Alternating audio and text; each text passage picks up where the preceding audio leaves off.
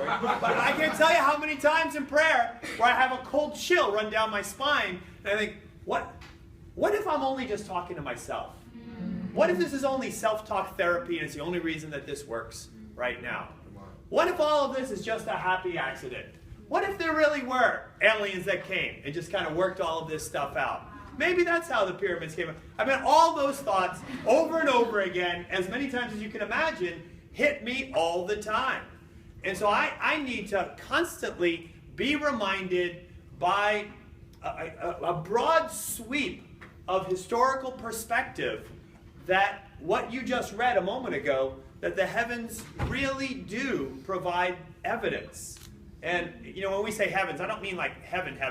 But by the way, when the Bible, or any ancient people, never mind the Bible, any ancient people talk about the heavens, they always spoke of three heavens. And the first would be the atmosphere, the blue sky, the birds of the heavens. Well, that's the first heaven.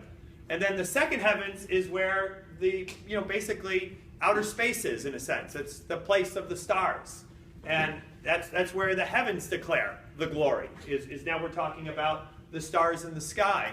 And then the third heaven would then be that heaven beyond all of that kind of transcendental or transcendent dimension that is beyond what it is that we can perceive, as the Bible kind of lays that out in a metaphysical sort of sense. And so, but can the physics in any way inform us of the metaphysics? And by the way, the word metaphysics comes because when Aristotle, I got to be in Athens, by the way, like just a couple weeks ago. It was amazing. Right there in the Parthenon, on the Acropolis, Golden Age, beautiful stuff. But me, I've always been fascinated by the Greek philosophers, and I love that where we get the word metaphysics is, meta just means after. And so when Aristotle's works were arranged, first were all his books on physics, and the books on philosophy that came after that were the after physics, or in Greek, meta simply means after. So metaphysics just happens to be a happy coincidence that it was the books arranged after what Aristotle put together. So tonight what we're going to look at is, can the physics of what we observe in any way inform us of the metaphysics? And then what the Bible actually tries to put forth for us, does it seem to actually hold water with regards to this? Look with me over in Psalm 19. All right.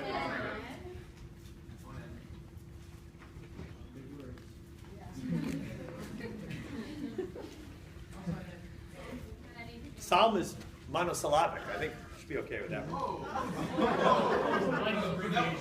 Okay. Psalm 19. About 40% of the way through your Bible, if that helps. The heavens declare the glory of God. The skies proclaim the work of his hands. Day after day they pour forth speech. Night after night they reveal knowledge. They have no speech. They use no words. No sound is heard from them. Yet their voice goes out into all the earth, their words to the ends of the world. In the heavens God has pitched a tent for the sun. It's like a bridegroom coming out of his chamber, like a champion rejoicing to run his course. It rises at one end of the heavens, makes its circuit to the other. Nothing is deprived of its warmth. And then it goes on to speak of how the laws and the precepts of the Lord are perfect. And those laws and precepts, both with regards to justice and morality, as well as even the physical laws, never mind the metaphysical laws, they really do turn out to be unbelievably perfect, elegant, and beautiful. And so while they have no words, does creation really pour forth a speech to really declare just how sweet God is as a designer and as one that would actually take some sort of concern with regards to you?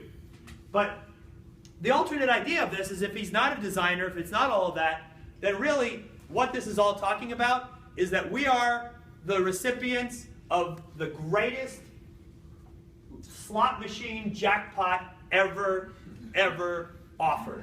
And we're the recipients of that. And that based on chance, and chance alone, we have come to actually be able to develop meaningful life, intelligent life that actually even ponders the metaphysical, much less the physical. Intelligent life in Darwinian survival can go beyond just being able to throw a spear, but to look deeply into a cell and ponder the effects of a black hole. Well, why would we have to actually evolve to that very degree? Yeah. Why is it that we would come to that level of a mind? And could it all just be chance? What do you think the chances are of a guy like you and a girl like me ending up together? Well, Lloyd, that's difficult to say, and we really don't... Hit me with it. Just give it to me straight. I came a long way just to see you married. Just, least you can do is level with me. What are my chances? Not good.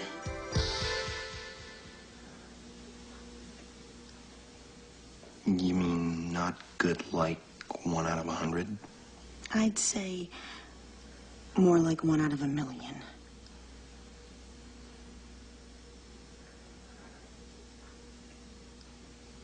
So you're telling me there's a chance?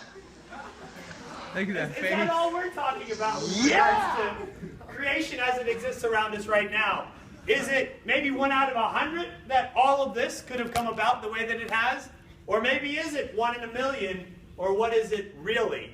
And is it all just about the fact that the conditions are just right for life to develop, or could there be something more special than that?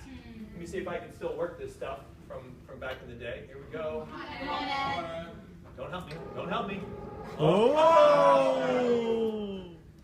Years ago, many years ago, as a matter of fact, before Nicholas Copernicus came on the scene, he was not quite a Lithuanian. If that were true, he'd be really, with a together life. But he was a Polish. But before Nicholas Copernicus in the 1300s, the view of all of creation was that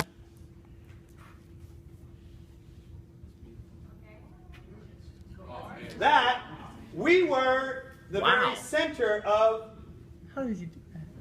the solar system. And on top of that, the sun, as we know it, revolved around us. And technically that idea is a geocentric view of the solar system rather than a heliocentric view of the solar system. And again, this view persisted for quite some time. And with that view came the idea of a reinforcement that we are the pinnacle of creation and we are in a very privileged position as the pinnacle of all God's creation, and rightly so at the center of the universe. Now, with Galileo and the advances of his telescope and Copernicus all at the same time, being able to kind of peer into or peer out of our neighborhood into the greater cosmos, came some radical conclusions that, sadly, the church of its day, through those times, roundly rejected. And why? Because they feared that if somehow the earth would be taken off of its privileged perch and kicked to the cosmic curb, that perhaps we would lose the perspective of how special we were, and it would undermine the very word of God. And so there was this great resistance, but it wasn't just theological resistance. As a matter of fact, every one of his contemporaries that were already invested in the geocentric view of the solar system had also rejected Copernicus. And as a matter of fact, think of how complicated the model would have to look to have. Think of somehow now, you also have the orbits of Mars and Venus and Saturn and Jupiter. All of these planets now, think about the motion of those. Because as we're going around the sun, so are they. And so in a sense, these guys had kind of weird little side motions that were going on. So as they're going around, they're also kind of going like this all over the place. And as a matter of fact, it was such a complicated view that at times it wasn't even anything that looked like an orbit, but it looked something like this. Have any of you ever put together the styrofoam model of the solar system when you were a kid? I did. If you grew up before 1300, you would have tried to bag it. There's no way I could get all of that going on. And actually, not the Latin, but the Greek word planeo, from which we get planet, actually means wandering. And that is exactly the best that they could come up with to try and describe the planetary motion. However, because there were so many years of data of planetary motion, here's the bizarre part, is that for many years, in predicting the location of the celestial bodies in the night sky, those using this system, the heliocentric view of the solar system, were actually more accurate for a while than the Copernican school of astronomy. And they predicted the position of planets better, and thus felt all the more self-satisfied that their view was right. It wasn't until, interestingly, that whole generation of astronomers died before it was ever finally accepted by the next generation that came through. And the fear was in that establishing a heliocentric view of the solar system, as Copernicus finally was able to establish. Let me do this right here, for example. Here's the sun. It's much, much, much, much, much, much bigger than that, of course. But at least 100 times bigger than that, I think. But in this view where we are now orbiting around the sun, we are no longer in a special place. And as a matter of fact, we have neighbors that are orbiting with us, including Venus and Mars. Oh, I'm sorry, Mercury. And then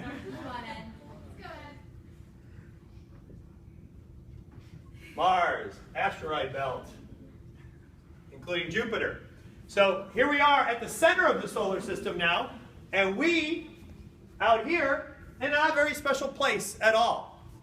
And is this indicative of chance? That we just happened to win the cosmic lottery? Or could there have been something more at work in all of this? And is it really the case that if we are to look at the visible, as Romans 1:19 and 20 says, that by looking at the visible, we actually gain insight into the invisible Creator. So the visible, will it actually show us the invisible Creator? And then over time, as men's telescopes got better and their microscopes got better, so then came the marveling at just how intense all of this really was. And so you've probably heard many times the argument from design. And the technical word for this is a kind of the idea that the universe was actually designed with an end in mind. It's called the teleological view of creation. Teleological. Teleo just simply means with an end purpose when you're looking at something. Is the universe actually teleologically designed, or is it just random and we're in a happy situation? That you can actually think that there's a God. You could be sitting in this classroom right now and a bunch of random materialistic events occurred that actually put eternity in your heart and the desire for metaphysics, even though from a Darwinian survivalist standpoint, it has no benefit whatsoever, other than to maybe distract you when that Bengal tiger rips your face off. Does it in any way actually provide anything to be able to peer out so much further out than we do? And what I want to look at is I just want to take a look at the things that are described for a moment, even in these couple passages that we looked at, including the sun and the moon and the heavenly bodies, and see, based on these things, do we get some sort of a sense of not only how fine-tuned the design is, to what degree is it 1 in 100 or 1 in a million, and maybe is there something more intimate, something more special that a God who wants you to know him and wants to know you may have actually been putting together as well. Is it greater than a coincidence? Is it in fact a conspiracy, one that is created by a great and prayerfully benevolent God in all of this? So, in the heavens declaring all of this, let's first look at a couple of the things that are most obvious to us. And the first thing that we have got to look at is just the earth around us. One of the things about this earth around us is that the crust of the earth is paper thin, relatively speaking. In some portions, 4 miles deep, and others 30. But it varies from that, 4 to 30. Compared to other planets, it is immensely tiny in comparison. There's a couple reasons why most scientists have surmised that that's the case. One of the biggest ones is the formation of such a huge moon that is so close to us. Our moon is about 1/4 the size of the Earth.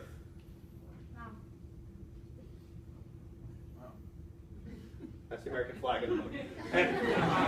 That's a big flag. But 1/4. But what some have postulated is that how did we get such a large moon? Why is it such an anomaly in comparison to others? And some have based on the makeup of the moon, many have actually put forth the hypothesis that our moon came by a collision with some sort of a asteroid that sheared off a significant portion of our crust because it is so thin and thus created the moon. Whether that happened or not is not super important. The important thing is that we have a very sheer crust. Why is that such a big deal? Here's why it's such a big deal. If we didn't have such a sheer crust, then we would not have plate tectonics. There are 12 major plates across all of the Earth. Wow. And without plate tectonics and the constant moving of one plate over the other, it's why we have volcanoes, it's why we have earthquakes, why all of that goes on, even why we have so many tragedies. But without those calamities, the Earth and its soil in particular, as well as carbon, would never be able to renew itself. Now we're talking over the course of many millions and even billions of years that this renewal occurs, but without that, we would be as barren as the moon, or as barren as Mars, without plate tectonics. And plate tectonics could not occur without such an immensely thin crust. The other thing that people look for now, and you probably read different reports or hear them, especially if you listen to NPR, of all the different planets that are being discovered that fall within, anybody heard this term? The Goldilocks zone? Anybody ever hear of the Goldilocks zone? What's the Goldilocks zone? It's the perfect place, like not too hot, not too cold. Right. And so our Goldilocks... Very good. It's also not too hard, not too soft, but it doesn't really have much to do with this. But I'm joking in the story. But here's roughly, if you kind of still notice this basic orbit of our Earth, it's also known as the habitation zone. And the habitation zone is the zone where water exists in its liquid state. And that's what scientists are looking for as they use as many tools as possible, a lot of spectroscopy, to be able to look throughout the galaxy to find any moon, any planet that might be in this Goldilocks zone. Our Goldilocks zone basically extends from about here. Well, our moon is inside of it, but sorry about that. But it's not that close to Venus, and it is extending to about here. This is the Goldilocks zone for our solar system. It's the only zone in which water exists in its liquid state.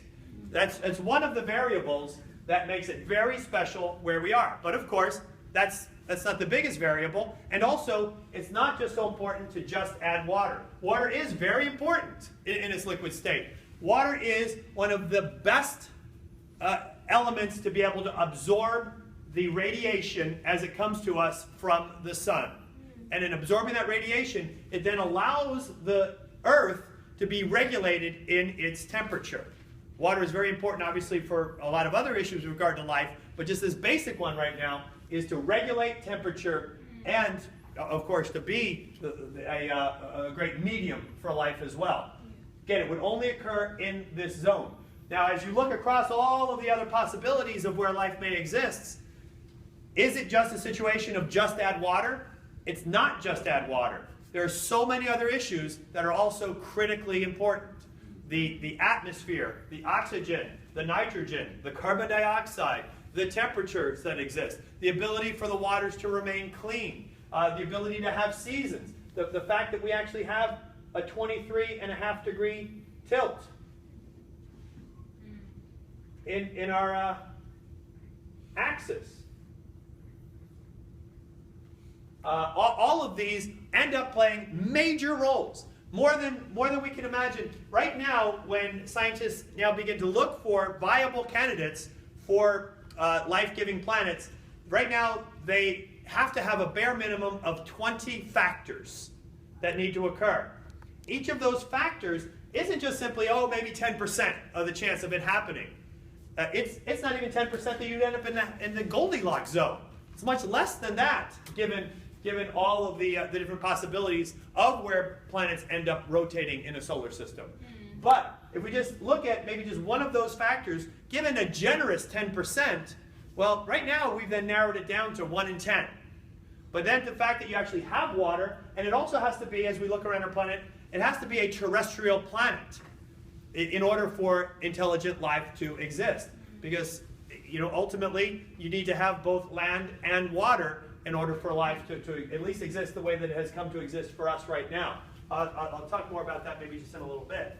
But moving on from there, not only do we have this, but the reason that perhaps we have the thin crust, but also the real reason why we maintain a 23.5 degree tilt as perfectly as we do is because of our moon. And our moon is unusually large, as I said, 1/4 the size of our planet. And as a result of the way that it orbits about us, it keeps solid and locked into place our 23.5 degree tilt. That 23.5 degree tilt is quite vital to be able to have a distribution of heat throughout our Earth. And it's why we have seasons. And one other factor that is very important with our moon as well is that it needs to be close enough and big enough to affect the tides, but not too far away or not too close. Any closer and the tides would be so much greater. And if the tides were greater, then the oceans would quickly overwhelm continents on one side and then overwhelm continents on the other. There'd be no chance for terrestrial life and all the advantages for intelligent life that exist when you have terrestrial, that is land-based life. So if the moon were any closer, again, we would overrun the Earth. If the moon were any further away, then likewise at the same time, what would happen is that we would not have a distribution of heat, and we would also not have the tides, which is a constant cleansing of the waters. And without all of that, we likewise would not be able to sustain life. One other thing, by the way, that's also important with regards to the Goldilocks zone, if we were just 5 degrees closer, 5% rather, closer to the sun, then we would be in the same state as Venus, and our Earth would quickly heat over. Carbon dioxide would actually become a new atmosphere for us, and it would be too unbearably hot to sustain life. Temperatures would likely, if we move 5% closer, would likely rise above 900 degrees Fahrenheit. If we were 20 degrees, that's a little bit, 20% further out is all that it would take from a relative position of where we are. Just bump it 20%, and then we would have the same lifeless, cold planet as Mars would have right now as well. The other big factor that is mentioned always is our sun. Our sun is technically a G2 class of planet. It is a G2 dwarf main sequence star. And why is that important? Because the temperature of our sun is just right, and the distance from us just right, to create the Goldilocks zone at just the right distance away. Why is that a big deal? 90% of stars out there are less massive. If we were like 90% of all of the other stars where we formed, then we would have to be much closer in to the sun to be able to maintain our orbit. But not just to maintain our orbit, we'd have to be much closer into the sun, not to maintain our orbit, I misspoke there, but to be able to be in the Goldilocks zone. Because if it's a much smaller sun, and then it would also be much less effective at being able to provide the energy, radiation, and heat for us, then we would have to be much closer in like Mars is. If we're closer in like Mars, we'd actually even be closer in than Mars if we're like 90% of all the other stars. And if we are, then what would happen to our orbit if we were this close in is that we would then have what's called a synchronous orbit. In other words, because we're so close to the sun to have the right amount of heat and to keep water liquid, what would happen is that one side of the Earth then would constantly stay facing the sun. Wow. That's what happens to planets that are much closer to suns. And with that kind of a synchronous orbit, one half would be in direct hit of solar radiation, and the other half would be in darkness the entire time. Wow. The side that would be facing the sun would have had not just too much radiation, but of course then the heat would have not allowed any intelligent life or life period. And then the backside being cold and icy, it would be a much different life form, if any could have actually evolved on the far side. So the fact that our sun is a G2 dwarf class of planet, a G2 dwarf class of star is critical and relatively rare. We are at the edge of the bell curve in the type of sun that we have. So that's just a couple simple things with regards to our sun. The other thing that is quite amazing with regards to our sun is that it happens to be at just an amazing ratio to the moon. The diameter of the moon versus the diameter of the sun is a factor of 400. Wow. So again, that means that in the sky, looking at it as a disk, this is 1/400th of the size of the sun. Why is that a big deal? Because not only is the moon so critical for intelligent life at just the spot where it is, and not only is the sun so critical for intelligent life at just the spot where it is, but the fact that the two are such an amazing relationship now gets into the next things that I want to start to talk about right now. It's not just that we have all of these factors, and it's not just that we can see our moon. I mean, the fact that we have an oxygen atmosphere with nitrogen and carbon in such a perfect balance is the reason that we're able to maintain that atmosphere is because at the center of our Earth is an iron core that is still hot enough to maintain an electromagnetic field.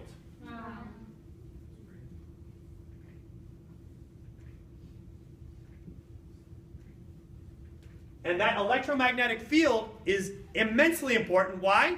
Because it protects our atmosphere. If we did not have that electromagnetic field, then the solar winds that would come through and pass through our atmosphere would be sheared off by the sun.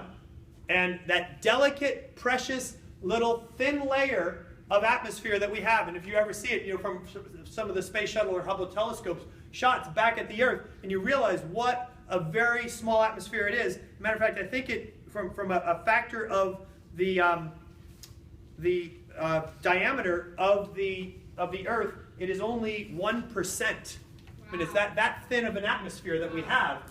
But for that fragile and thin of an atmosphere to maintain itself, it's only happening because we happen to have an iron core unique to our planet that produces this magnetic field, thus protecting from all of the solar radiation winds that come our way and keep it all from being sheared off.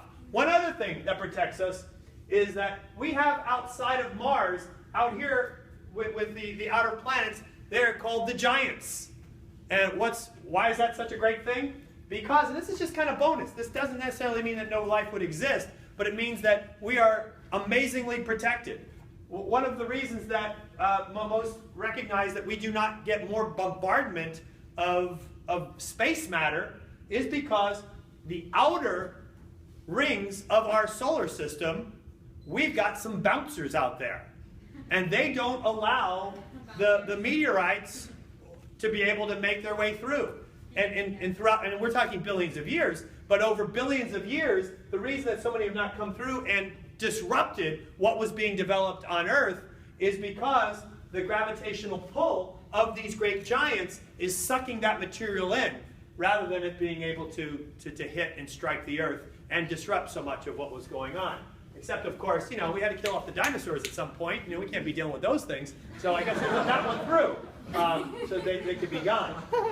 But I mean that is the theory of the cataclysmic event that so altered life before the Cambrian explosion, or after rather the Cambrian explosion. But it is not often the case that such cataclysmic events occur, and most recognized it is because the universe, the solar system is set up the way that it is.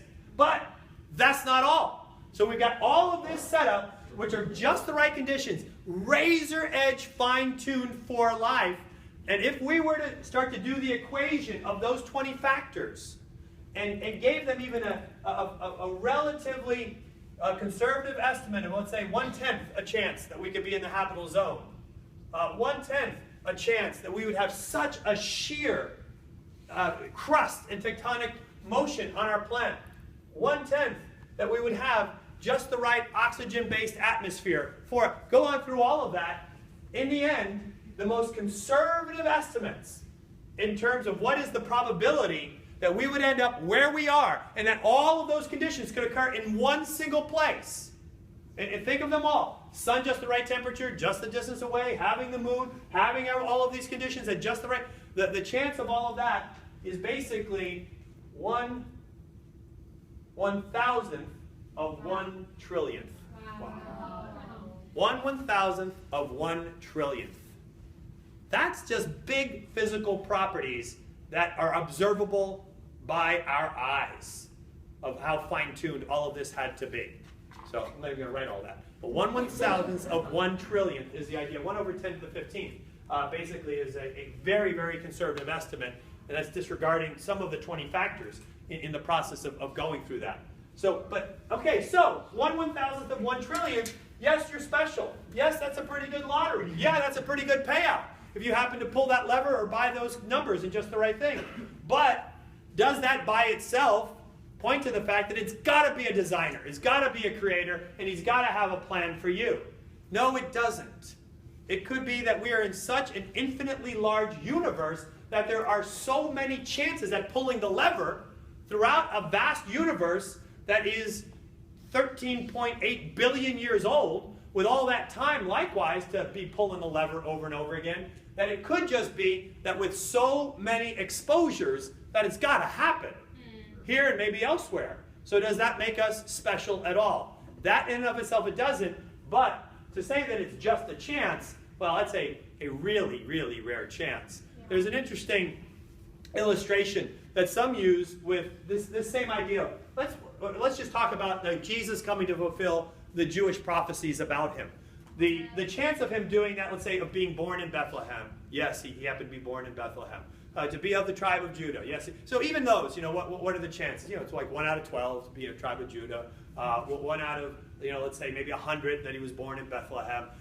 To be born under, the certain period of time that he was. Because you factor all of those in and give him some conservative estimates that he would fulfill all of those. Never mind even like kind of the big stuff like born of a virgin. Like, let's not even consider that one for a moment. But if you just take all the other things that are clearly prophesied and clearly laid out in Scripture and fulfilled, not by him but his enemies, to point to him as the Messiah, the illustration that some mathematicians have given is it's a better chance for you to be dropped in the middle of Texas with silver dollars, then dumped all around the entire state of Texas up to your hips, and one of those dollars randomly put a red dot on it, and then you are blindfolded, and you have as long as you want, and just pick out one coin, just one coin.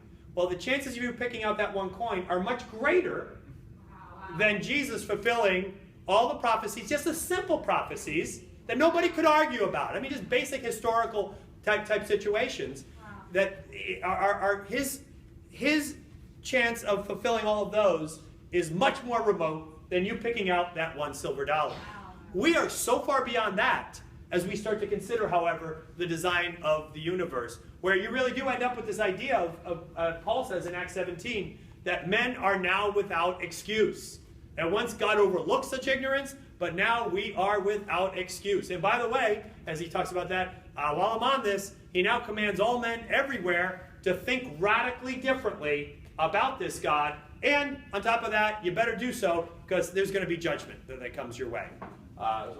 Roughly quoting from Acts 17. But anyway, let me get back to this. So we've got this idea now, just establishing some of this, that we've got 1/1000th of 1 trillionth. But again, what about the specialness of it all? Well, let's start to look at that with regards to these same issues. I'm sorry, there's one other issue too. In addition to being in the midst of all of this in such an amazing way, I'll move this out for just a second. Yeah, right. Well, anyway, the other thing where we find ourselves is we find ourselves in the midst of the Milky Way galaxy. And there's also, in a galaxy, there is likewise I had multiple color markers. I wasn't even paying attention. Thank you, whoever did that. Anyway, in there's likewise a habitable zone that is roughly around this section, right? I don't know if you can see that. Oh, man. You see the habitable zone? It's the green, I think green life, I don't know. But where we find ourselves is right around here. Why is that such a big deal? Why is there a habitable zone in a galaxy? Because any closer towards the center, you're closer to a black hole. Not a good thing, typically. But it's not even the fact that we get sucked in. I'm not even talking about that. Is that too close to the black hole, and stars that come near it are often being sheared apart, and there's so much harmful radiation that occurs from supernova and also just the violent activity of what goes on in all galaxies near the center, near the black holes, that we would not be able to withstand, no intelligent life would, be able to withstand the radiation that would have been coming too close to the center. Wow. Now, well, then what's wrong with being like way out here in all of this? We'd still have our sun, we'd still be hooked up, right? All of that. No, our solar system would never develop out here, and we would never develop with an iron center, which is vital, that we have an iron center, because we would not have the what that surround our planet? It's exactly the magnetic field. The magnetic field. We also would not have the building materials for a crust, because further out in a galaxy, the way that things develop, there is not the heavy material for planet building that exists. And so if you're too far out of a galaxy, you don't have the materials to build. And if you're too close in, then you also have radiation from the violence of what goes on too close in. So in addition to all this other stuff, it's also quite important to note that we're in just the right spot in the Milky Way galaxy. Wow. So, anyway, having kind of put all this out. Who knows? All right. Having put all this out, what makes us actually more than just the lucky recipients of a very thin sliver of razor edge fine tuning by a supposed designer? Well, here's what's cool. Everything that I just talked about has an extra special purpose as well. And let me just start to begin with some of this. So I talked about the moon, and I talked about the sun. Here's what's amazing, is that our sun, let's call it a 400D, and our moon has a 1D, or diameter. Our moon is exactly 400 times closer to us than our sun. Why is that a big deal? Because God wants us to be able to observe. Because what happens when the moon is right in front of the sun with that perfect 400-to-1 ratio? We observe a total eclipse of the sun. So what, you say? So what? Good job. Because when that happens, and when the moon comes perfectly in front of the sun, we're able to see the atmosphere of the sun. It's never available until it has to be a perfect solar eclipse of the sun to occur in order for that to happen. If it doesn't happen, we don't see it. But when it does happen, then we get to be able to recognize the the actual elements of the sun itself. Let me find this for a second here. Doing great, Ed. Awesome. So during a perfect solar eclipse, for example, in 1870, you were able to recognize through special lens and photography, as early as 1870, you were able to see the spectrum of this edge of the sun, which is called the chromosphere. It's not its atmosphere, but the chromosphere. Why is that a big deal? Because by being able to recognize that and see that, in 1870, it led to the discovery of the second most abundant element in all the universe, helium. Not only that, but as a result of being able to then do these experiments during solar eclipses of the sun, which, by the way, at this point we could predict every single one at every single time, as they could then, but through the motion of the sun and the moon. But every time that it occurs, we find out something new about the God who made this universe. By 1919, Arthur Eddington was able to photograph the spectral zone, and through his photographs in 1919, he was able to recognize that light does in fact bend with gravity. Why was that important? Because we were able then to provide, through a natural scientific experiment given to us by the Creator, we were able to then conclude that Einstein's theory of relativity was in fact correct. And it was only possible because it's 400 times further away and exactly 400 times bigger. Wow. Radically amazing. And to then be able to confirm E equals mc squared. Wow. That was confirmed in 1919 by being there. Another thing, there are roughly 70 bodies in our solar system. Take every planet, take every moon, take every perch that you have, so to speak, of our solar system. 70 of them throughout our solar system. And you can do the math, as many have done, to determine what is the best place in all the solar system, with all the different heavenly bodies that are moving around, what is the best place in the entire solar system to actually be able to view a perfect solar eclipse? Where is that? Where is that place? Well, the perfect perch in all those 70 places is right here. Wow.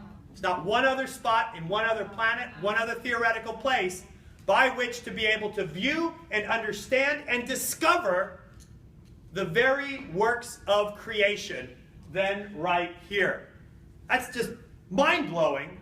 To even begin to appreciate that, wow, maybe having been kicked to the cosmic curb, so to speak, has actually put us in a privileged perch to be able to view and understand and gain knowledge of the very workings of our entire solar system. Wow. Yeah. And it was through the experiments of 1870 and 1919 that we were able then to determine and understand and apply to other stars, and we then began to catalog the very chemical makeup of every star that was within our wherewithal from a microscope. Wow. Really amazing. And so now we actually understand the building blocks and how it is that stars are formed, all of that. Why? Because we're in this perfect place. It's not just a Goldilocks zone, it is the perfect perch to be able to understand this great God that we have. Yeah. That's not all. Is it not amazing that our atmosphere is protected?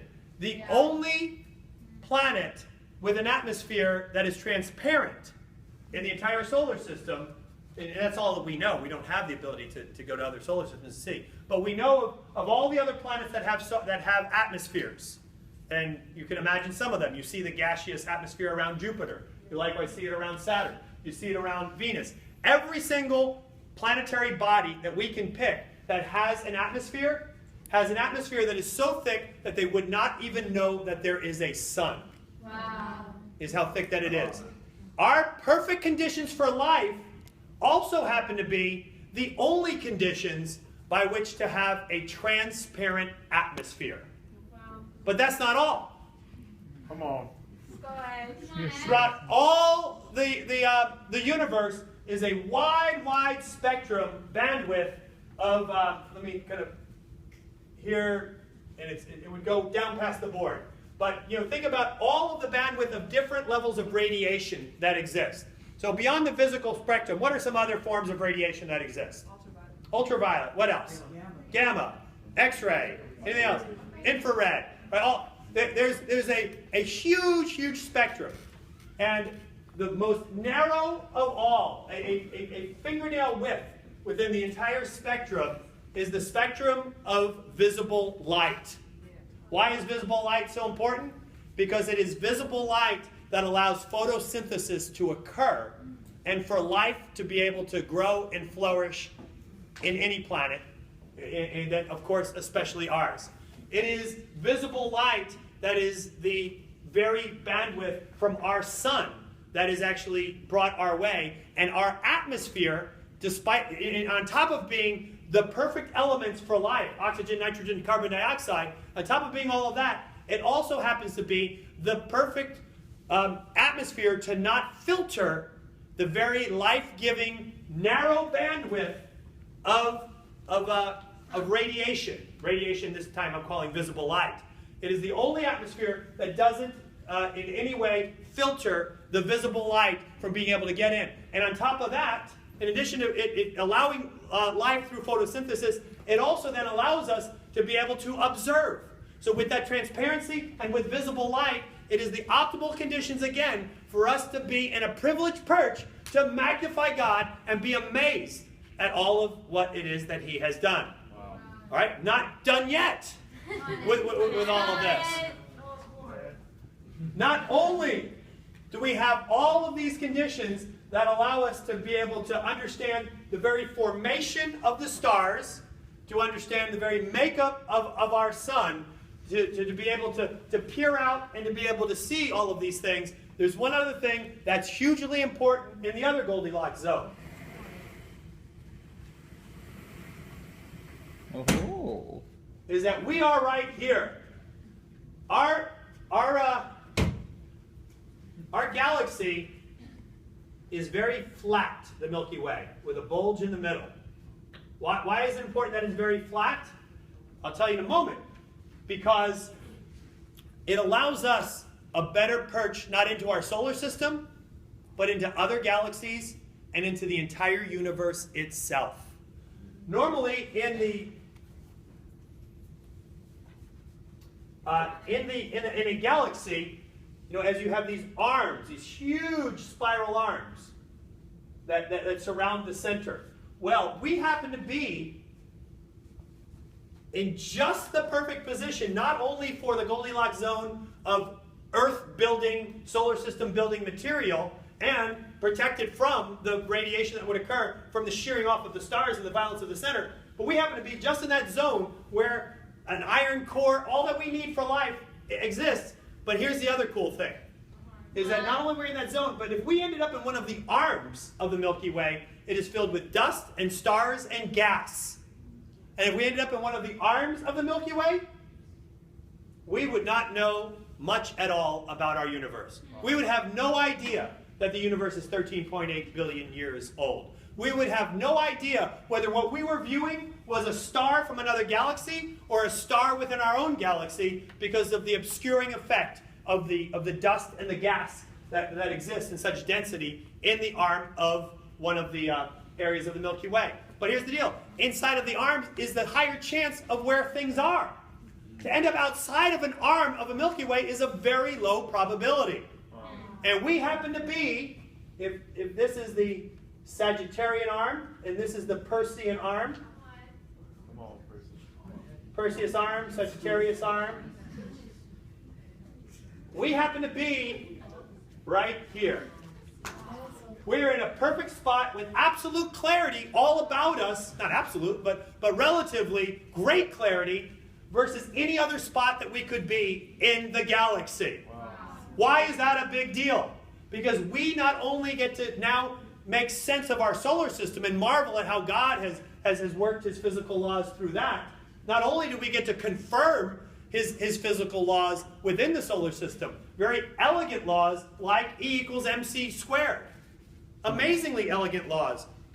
Laws that Einstein says are not only constant and marvelous, but beautiful and elegant.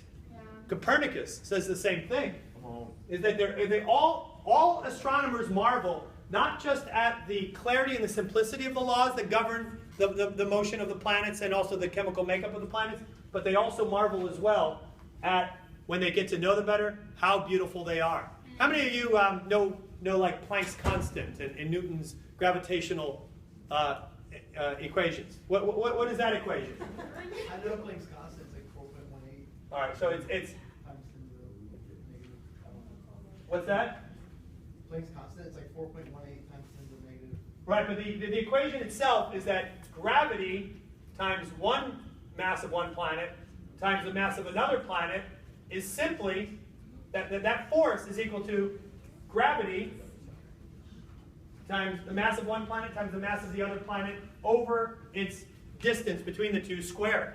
That's an amazing equation in its simplicity and its beauty. To define the whole relationship of energy versus mass in the entire solar system is that simple equation. Wow. Confirmed because we are 400, we have a sun 400 times bigger than our moon, which is 400 times further away. It's all been confirmed because of that. But there's a bigger thing that gets confirmed because we are right here. Come on. And the bigger thing that occurs because we are right here occurred between 1921 and 1926. It occurred in a nice perch right near Los Angeles. And it was an experiment and ultimately the observations through a very powerful observatory at Mount Wilson in the hills of Los Angeles by Edwin Hubble. And during this time, from 1921 to 1926, he recognized something of immense importance. Redshift. Anybody know what redshift is? Redshift is the Doppler effect of motion, of observable heavenly bodies. And when you look at it through a microscope that is able to show you even a kind of a spectroscopy of the planets that you're looking at, let me give you a more everyday example so this kind of brings it home, because this is really big. If a train is coming at you, or even a race car, let's say, is coming at you, right? The normal sound of a race car when it's coming at you is, and then as it's going past you, it changes, right? It's, right? Isn't that the sound? Yeah. Which is a higher frequency? Coming at me or going away from me? Coming at me is a higher frequency. Why? Because not only do you have the sound waves traveling at the speed of sound, but then you have 200 miles an hour added to that. So you add those two together, and the sound waves are coming at me more frequently. And by the higher frequency of it, it's a higher pitch. Wow. But now, when it's going away from me, it's the speed of sound minus 200 miles an hour. So what was really coming slow is now a little bit slower as it hits me. And so it's as it goes away. Right? So that's called the Doppler effect. And that same effect can be observed with the galaxies that are all about us. At first, the amazing thing of Hubble's telescope was that he began to see these little specks of light that we always assumed were just stars. But those little specks of light, as they were magnified and better understood, were then better understood to be, wait a minute, those aren't specks of light, those are galaxies.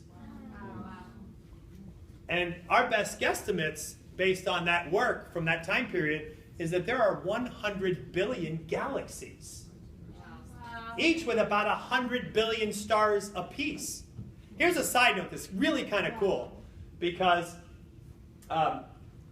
when Abraham is given a promise by God, and he says that your descendants will outnumber a really huge number, he says they will outnumber the stars of the sky, which is 100 billion times 100 billion, and they will outnumber the sands of the sea. Guess what geologists now estimate the number of, I don't know, I can't believe somebody actually does this, but what geologists now estimate to be the number of grains of sand of all the sea. 100 billion times 100 billion. Wow. I don't prove anything, it's just really cool. But the fact that those two things are equated many times in the Bible, stars of the sky, sands of the sea, 100 billion times 100 billion. Wow. And now here's something even more amazing, is in Psalm 139, when it says that God cares for you so dearly, it says that his thoughts for you outnumber all the grains of sand of the seashore. So as God considers you in his timelessness, as he considers just you, his thoughts for you outnumber 100 billion times 100 billion. Now, yes, it's poetic, but even if it's not exactly that number, it's still overwhelming to think that you have a God to whom you are so dear. That is the magnitude by which he wants to describe us. All right, that's my side note. Let me get back to this. Suddenly, not only does the Hubble telescope have this privileged perch, we get to see all of the universe. Not only do we get to see that, we get to see the horizon event. What is the horizon event? That's the furthest stars that are emitting light to us. And the furthest stars that are emitting light to us are roughly 13.8 billion light years away. Which also happens to work out pretty well that we can actually see this horizon event as everyone's closest estimate of how old the universe itself is. Why is that a big deal? Because before Hubble and before Einstein's mathematics and all of this, what everyone wanted to be the case in the scientific community is that the universe always was. And that was the prevalent view. This is a radical Copernican level mind shift that had to occur. That the universe just wasn't simply always in place. And if you're a materialist without a view of God, you prefer that view. You would much rather be that just everything always existed. Because if it didn't, that means that there had to be a beginning and that there had to be a creator if there was a creation event. Wow. And it has to be a creation event outside of, an agency outside of creation itself in order to initiate that event. Now, a combination of what Hubble saw at this point in time and later what Bell Labs saw in New Jersey, the Garden State, what Bell Labs discovered in the 1970s under the COBE, the COBE project, both confirmed the same thing. The COBE project measured background radiation of the universe and allowed a finer tuning of what it is that Hubble discovered. What he discovered in the red shift is that all planets, as he could observe them, all exhibited a radioactive signature that had a red shift. What does that mean? It means that they were moving away from us. Because, again, think of something moving away, it would not end up at the ultraviolet end, but at the infrared end because of the wavelengths lengthening as they move away. He was able to observe this and confirm this with repeated experimentation, that in fact, the universe was expanding.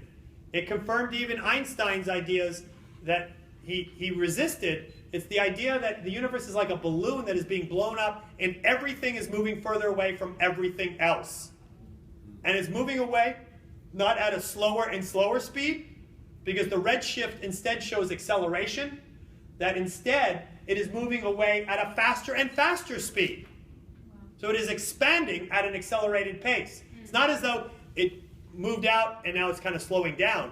No, its expansion continues to accelerate. Wow. All of this comes into a very important idea, because this was the basis of what is now the Big Bang Theory.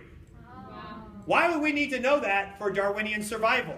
Why would all of this, all of this need to take place if all we needed to have is Darwinian survival? Maybe it's because there's a God who wants us to be able to marvel, not just as we view what is so obvious about us, the morality that he has put within us, but also to really marvel at the design and the privileged place. And all that it took for us to have that privileged place for us to be able to know him.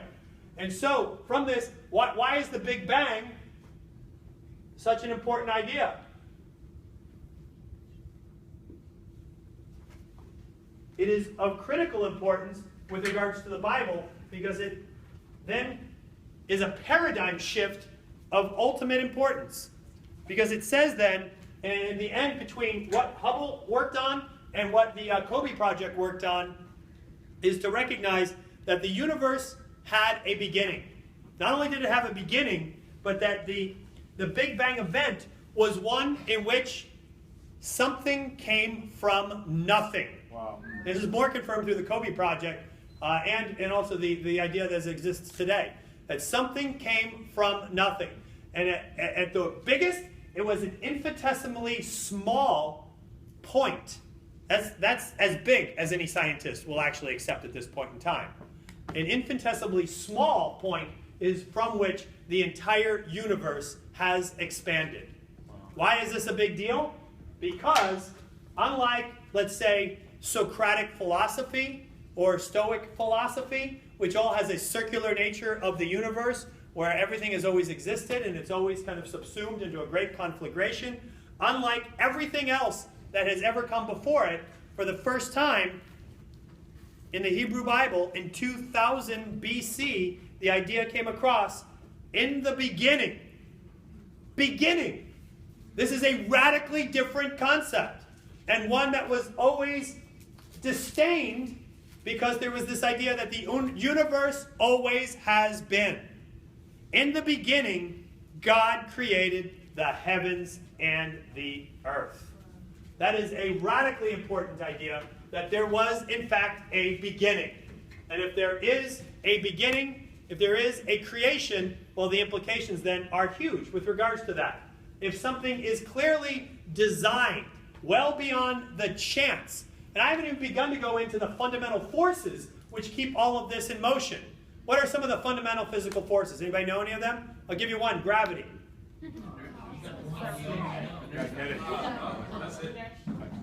Not inertia. The weak force. The subatomic force of nuclear forces. The strong force. If you look at the fine-tuning of all of those forces and what was required in order for the Big Bang to occur, and for the energies to be just right so that it wouldn't collapse back on itself. And also, of all the measurements show that it will not collapse back on itself. And it is not something that can be recreated because of the efficiency of the machine of the universe. There is not a repeated of all of these events. And also, based on all of our study of the known universe through the work that we've been able to do from our privileged perch, it's also recognized that all of the physical and chemical properties and laws as we know them here would also exist everywhere else. If we just simply look at all of the fundamental physical forces and the fine-tuning of those, which are much more fine-tuned than all of these perch points and conditions for life to exist physically, they would result not in this idea of being landed in Texas and silver dollars up to your waist and picking out one with a blindfold. Most estimated at this: you have the ability to go anywhere in the universe, the entire universe, 13.8 billion light years across universe. And in that universe, there is one subatomic particle that has a red dot on it. And you have a blindfold. And you pick out that one subatomic particle. So you're saying there's a chance. Anybody who wants to say that this could occur just out of chance is not really trying to interact with the data in a way that is objective. They have an agenda, and they're trying to just simply confirm items for their agenda all along the way. And all they're left with now is to say, well, humana. Oh, maybe there are it's a multiverse, not a universe. There are many, many universes. There's an infinite number of universes. That way it gives us enough of a chance.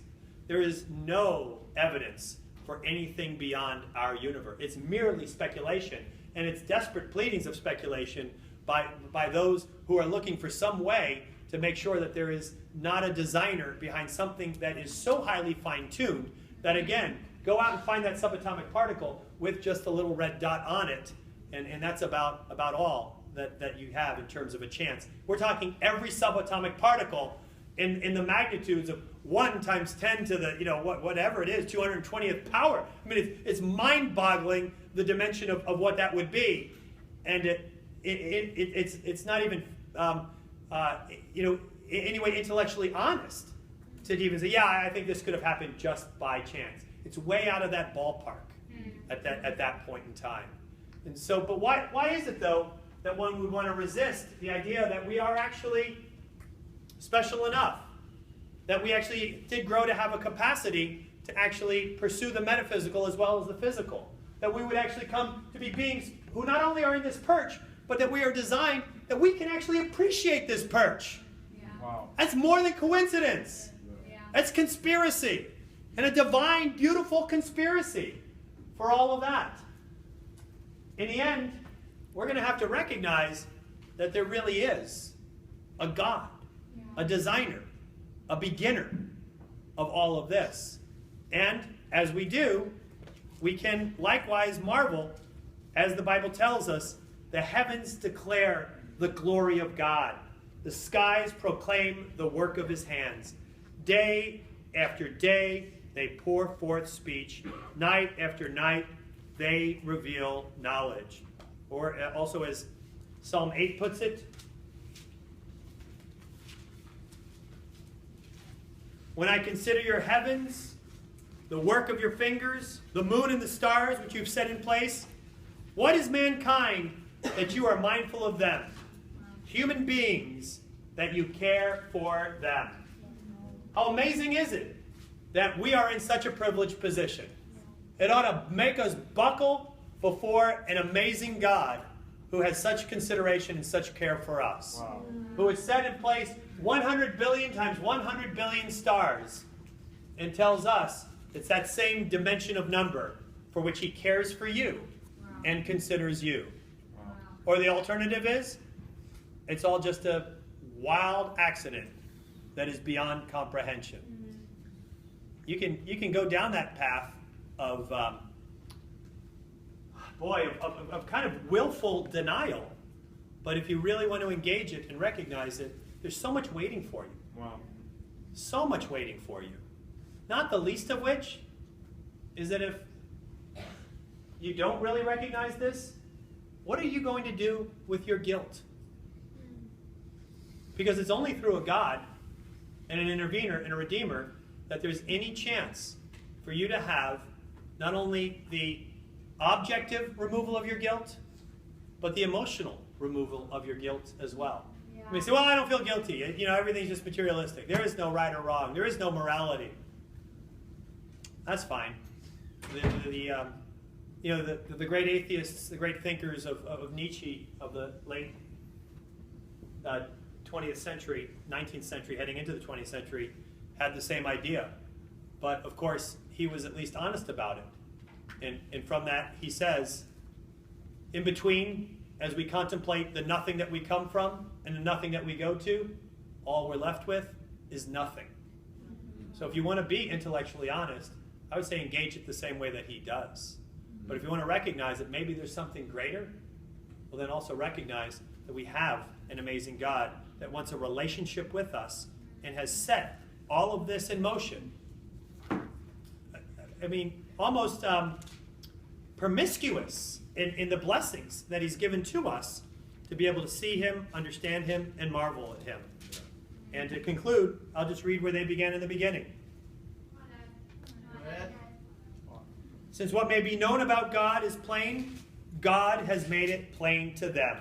For since the creation of the world, God's invisible qualities, his eternal power and divine nature have been clearly seen, being understood from what has been made, so that people are without excuse. Let me encourage you.